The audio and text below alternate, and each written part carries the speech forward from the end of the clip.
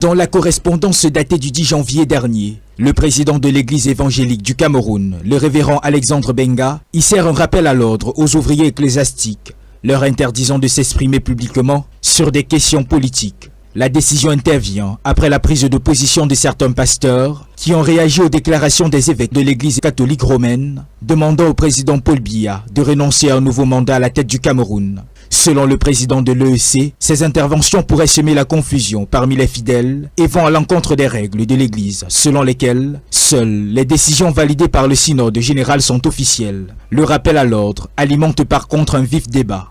La position de l'EEC est-elle un aveu d'indifférence face aux souffrances des Camerounais, frappés ces dernières années par la vie chère, un enchaînement des décès sur les routes, dans le nord-ouest et le sud-ouest, et dans diverses catastrophes? Alors que la sortie de l'église évangélique fait déjà réagir dans l'opinion, les dirigeants de cette congrégation annoncent que le synode général prévu en mars prochain sera l'occasion d'échanger et de donner la position de l'EEC sur le débat actuel autour de la pertinence ou non d'une candidature du chef de l'État à la présidentielle d'octobre prochain. En attendant, le débat s'anime. Les positions sont plus tranchées dans les zones du Grand Nord, où certains pasteurs affichent leur opposition à la sortie du président général de l'église évangélique du Cameroun, le pasteur Alexandre Benga, qui séjourne actuellement à Garoua.